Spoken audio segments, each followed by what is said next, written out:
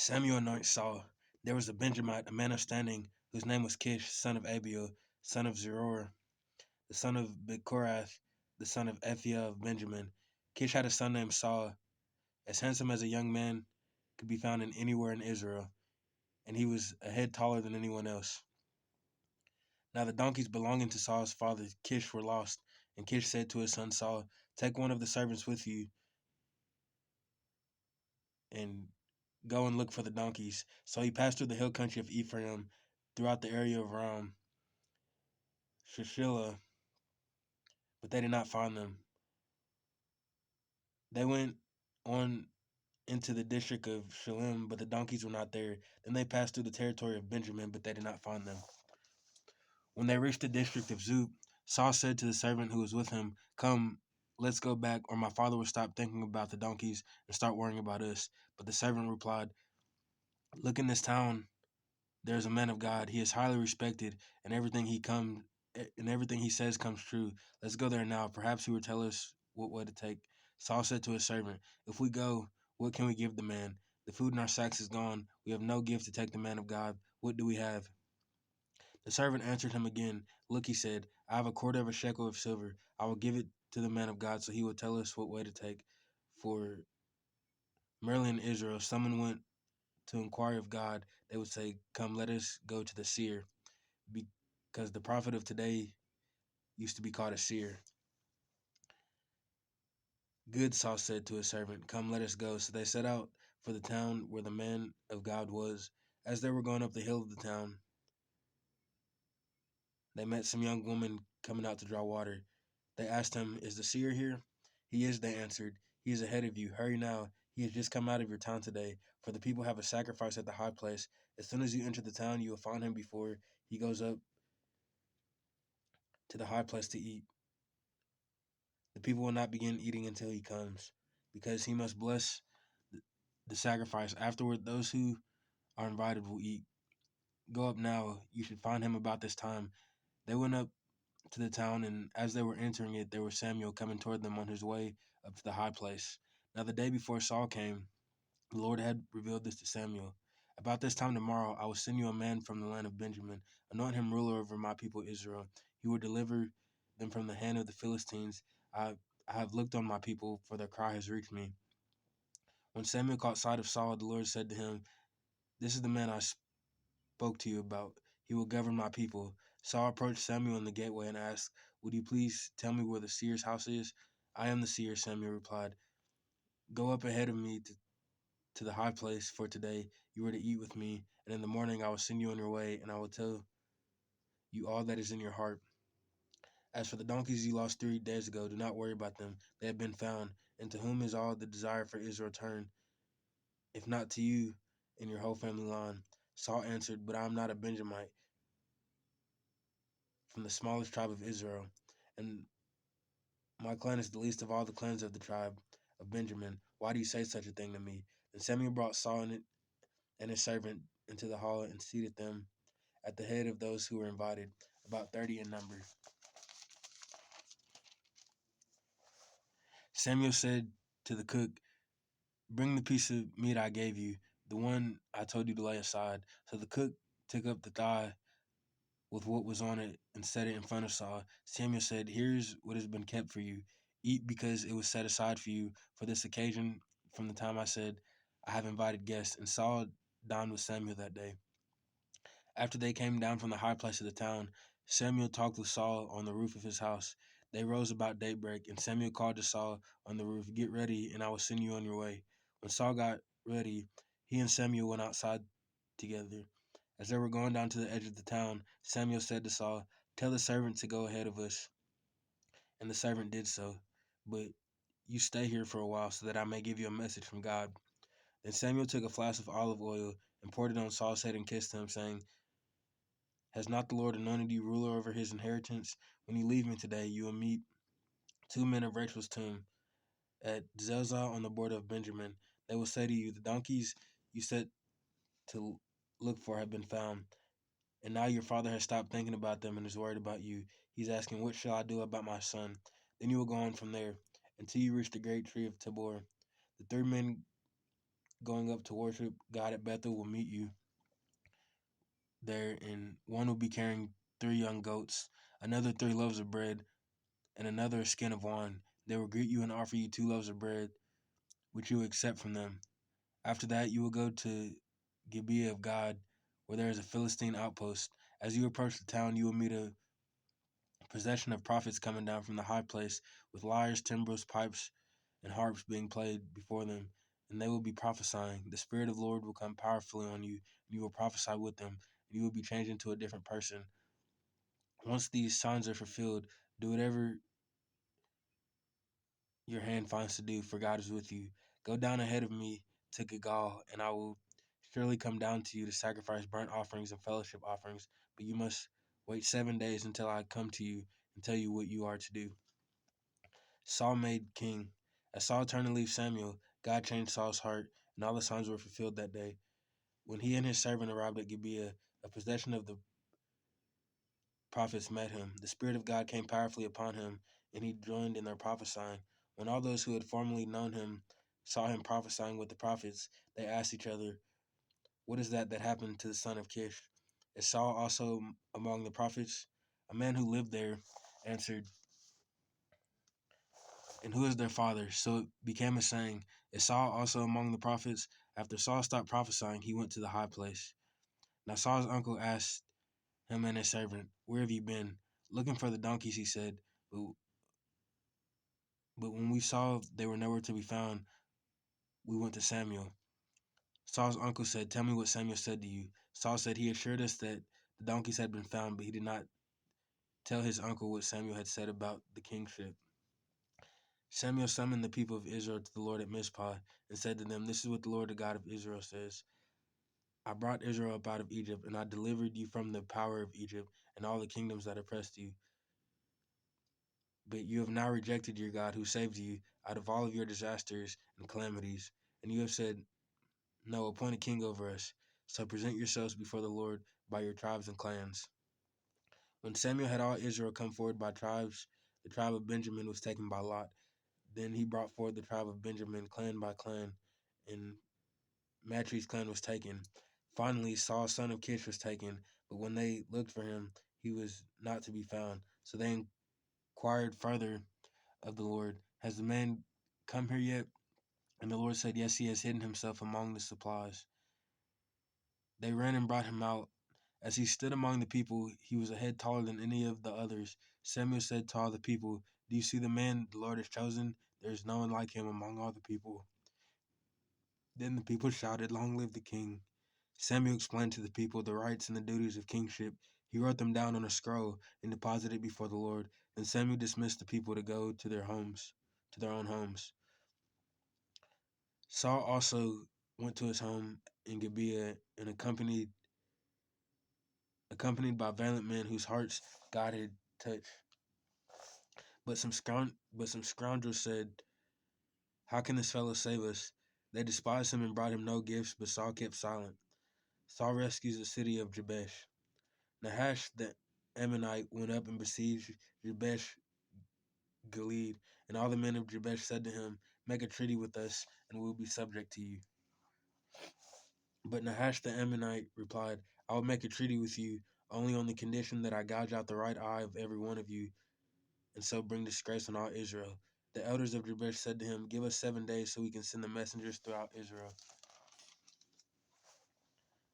If no one comes to rescue us, we will surrender to you." When the messengers came to Gibeah of Saul and reported these terms to the people, they all wept aloud. Just then Saul was returning from the fields behind his oxen, and he asked, "What is wrong with everyone? Why are they weeping?" Then they repeated to him what the men of Jabesh had said. When Saul heard their words, the Spirit of God came powerfully upon him, and he burned with anger. He took a pair of oxen, cut them into pieces, and the pieces sent by the messengers throughout Israel, proclaiming, "This is what will be done to the oxen of anyone who does not follow Saul and Samuel." Then the terror of the Lord fell on the people, and they came out together as one. When Saul mustered them at Bezek, the men of Israel numbered 300,000, and those of Judah 30,000. They told the messengers who had come, "Say to the men of Jabesh Gilead, by the time the sun is hot tomorrow, you will be rescued." When the messengers went and reported this to the men of Jabesh, they were elated.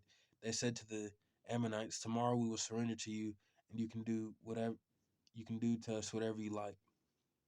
The next day, Saul separated his men into three divisions. During the last watch of the night, they broke into the camp of the Ammonites and slaughtered them until the heat of day. Those who survived were scattered, so that no two of them were left together. Saul confirmed as king. The people then said to Samuel, "Who was it that asked, 'Shall Saul reign over us? Turn these men over to us that we may put them to death.' But Saul said, 'No one will be put to death today, for this day the Lord has rescued Israel.' Then Samuel said to the people, 'Come, let us go to Gilgal and renew the kingship.' So all the people went to Gilgal and made Saul king in the presence of the Lord. They sacrificed fellowship offerings before the Lord, and Saul and all the Israelites held a great celebration." Samuel's farewell speech. Samuel said to all Israel, "I have listened to everything you said to me and have set a king over you. Now you have a king as your leader. As for me, I am old and gray, and my sons are here with you. I have been your leader from my youth until this day. Here I stand testify against me in the presence of the Lord and his anointed. Whose ox have I taken? Whose donkey have I taken? Whom have I cheated? Whom have I oppressed? For those who From whose hand have I accepted a bribe to make me shut my eyes? If I have done any of these things, I will make it right." "You have not cheated or oppressed us," they replied. "You have not taken anything from anyone's hand." Samuel said to them, "The Lord is my witness against you, also his anointed witness this day, that you have not found anything in my hand." "He is my witness," they said. Then Samuel said to the people, "It is the Lord who appointed Moses and Aaron and brought your ancestors up out of Egypt. Now then stand here, because I'm going to confront you with the evidence before the Lord to all the righteous acts performed by the Lord for you and your ancestors." After Jacob entered Egypt, they cried out to the Lord for help, and the Lord sent Moses and Aaron, who brought your ancestors out of Egypt, and they settled them in this place. But they forgot the Lord their God, so he sold them into the hand of Sisera,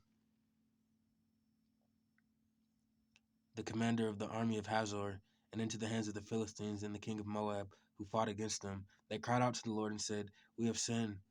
We have forsaken the Lord and served the Baals and Ashereths. But now deliver us from the hand of our enemies, and we will serve you."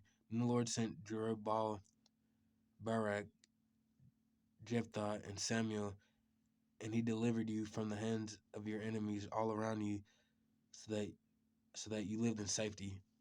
But when you saw that Nahash, king of the Amorites, was moving against you, you said to me, "No, we want a king to rule over us." Even though the Lord your God was your king, now there is a king you have chosen, the one you asked for. See, the Lord has set a king over you. If you fear the Lord and serve and obey him and do not rebel against his commands, if both you and the king who reigns over you follow the Lord your God, good. But if you do not obey the Lord, and if you rebel against his commands, his hand will be against you as it was against your ancestors. Now then stand still and see this great thing the Lord is about to do before your eyes. Is it not wheat harvest now? I will call on the Lord and send thunder and rain, and you will realize what an evil thing you did in the eyes of the Lord when you asked for a king. Then Samuel called on the Lord, and that same day the Lord sent thunder and rain, so all the people stood in awe of the Lord and of Samuel. The, the people all said to Samuel, "Pray to the Lord your God for your servants, so that we will not die, for we have added to all our other sins the evil of asking for a king." "Do not be afraid," Samuel replied. "You have done all this evil, yet do not turn away from the Lord, but serve the Lord with all your heart. Do not turn away after these useless idols. They can do you no good, nor can they rescue you, because they are useless. For the sake of his great name, the Lord will not reject his people, because the Lord was pleased to make you his own. As for me, far be it from me that I should sin against the Lord by failing to pray for you, and I will teach you the way that is good and right. But be sure to fear the Lord and serve him faithfully with all your heart. Consider what great things he has done for you. Yet if you persist in doing evil, both you and your king will perish." Samuel rebuked Saul. Saul was 30 years old when he became king, and he reigned over Israel 42 years. Saul chose 3,000 men from Israel. 2,000 were with him at Michmash, and in the hill country of Bethel. 1,000 were with Jotham at Gibeah and Benjamin. The rest of the men he sent back to their homes. Jotham attacked the Philistines' outpost at Gibeah, and the Philistines heard about it.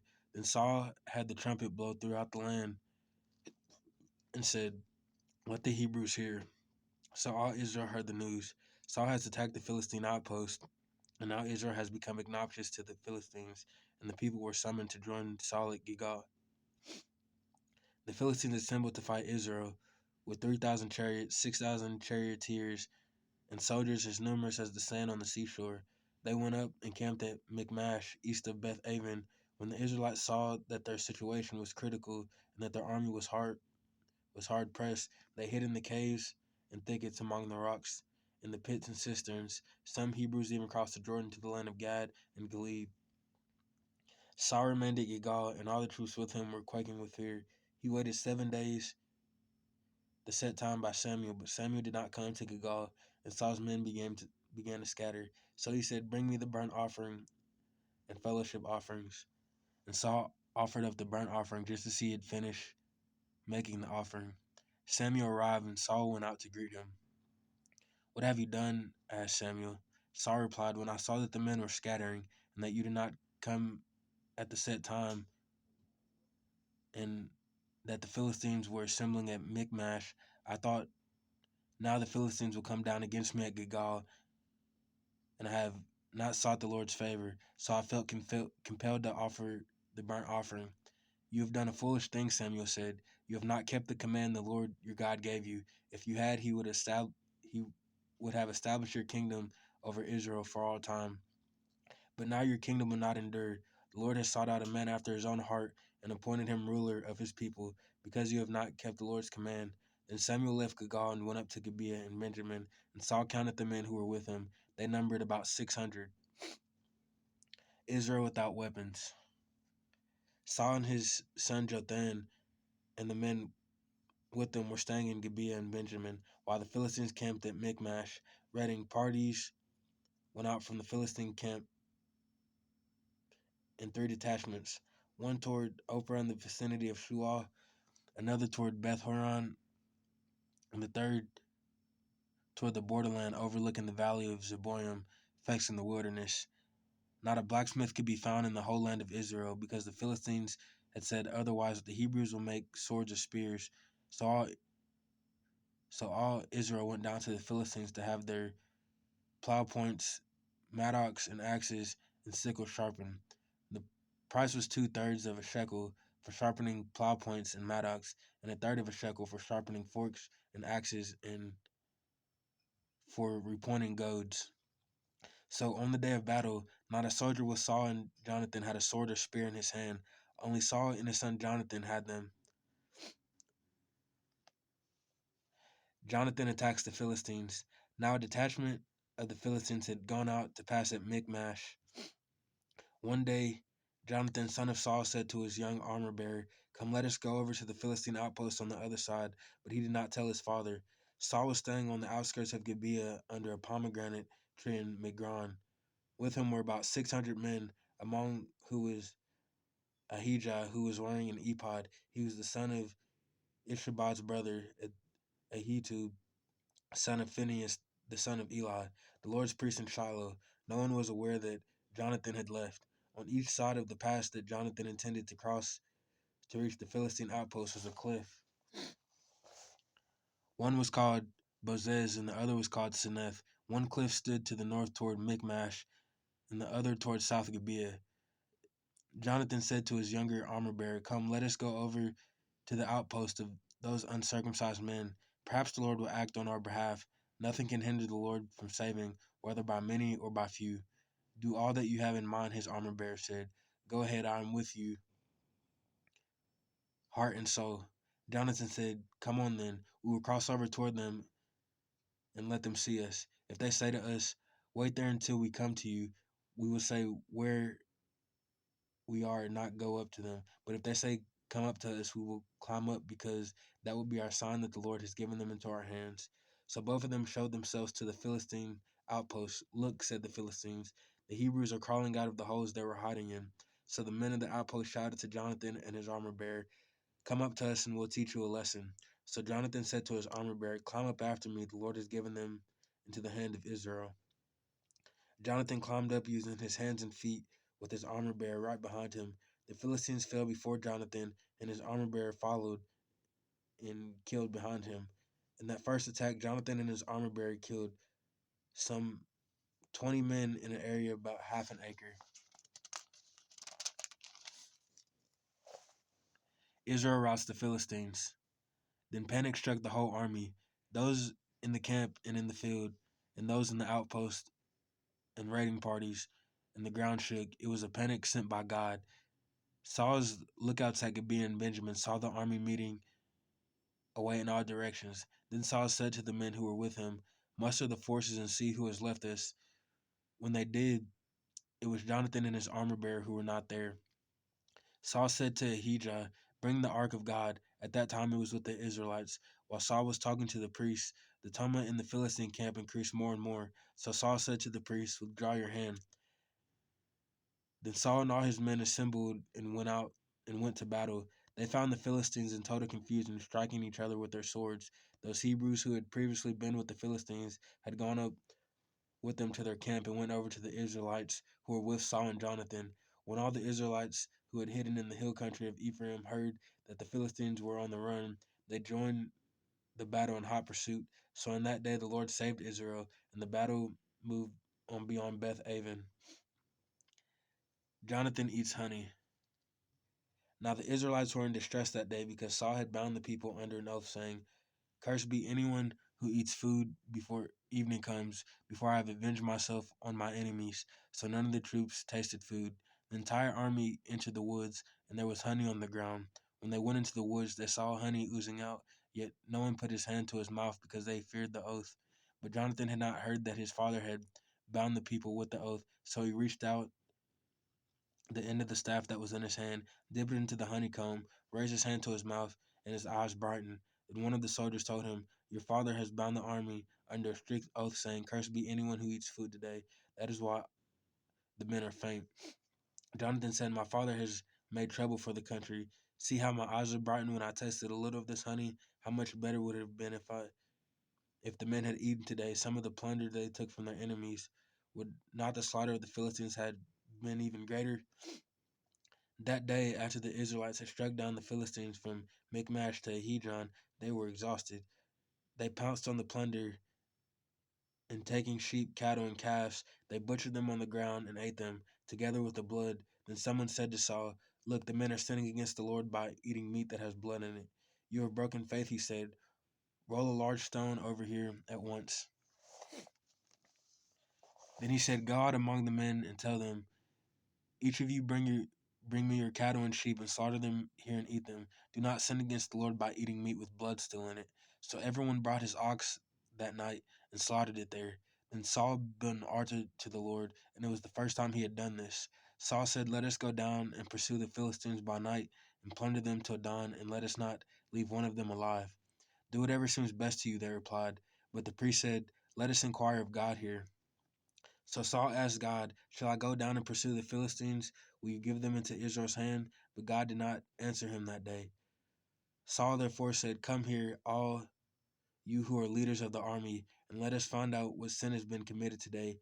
As surely the Lord who rescues Israel lives, even if guilt lies with my son Jonathan, he must die." But none of them said a word. Saul then said to all the Israelites, "You stand over there. I and Jonathan, my son, will stand over here. Do what seems best to you," they replied. Then Saul prayed to the Lord, the God of Israel, "Why have you not answered your servant today? If the fault is in me or my son Jonathan, then respond with Urim. But if the men of Israel are at fault, respond with Thummim." Jonathan and Saul were taken by lot, and the men were cleared. Saul said, "Cast a lot between me and Jonathan my son." And Jonathan was taken. And Saul said to Jonathan, "Tell me what you have done." So Jonathan told him, "I tasted a little bit of honey with the end of my staff, and now I must die." Saul said, "May God deal with me, be it ever so severely, if you do not die, Jonathan." But then the men said to Saul, "Should Jonathan die, he who has brought about this great deliverance in Israel? Never. As surely as the Lord lives, not a hair on his head will fall to the ground." for he did this today with God's help. So the men rescued Jonathan, and he was not put to death. Then Saul stopped pursuing the Philistines, and they withdrew to their own land.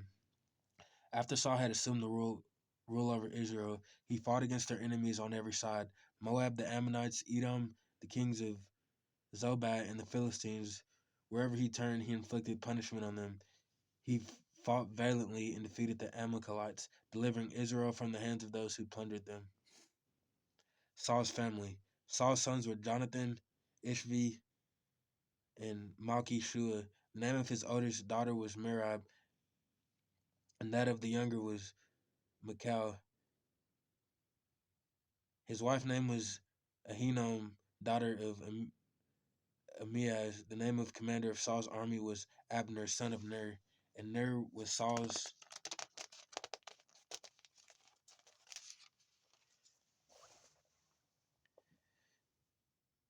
uncle. Saul's fathers Kish and Abner's father Ner were sons of Abiel. All the days of Saul there was bitter war with the Philistines, and whenever Saul saw a mighty or brave man, he took him into his service.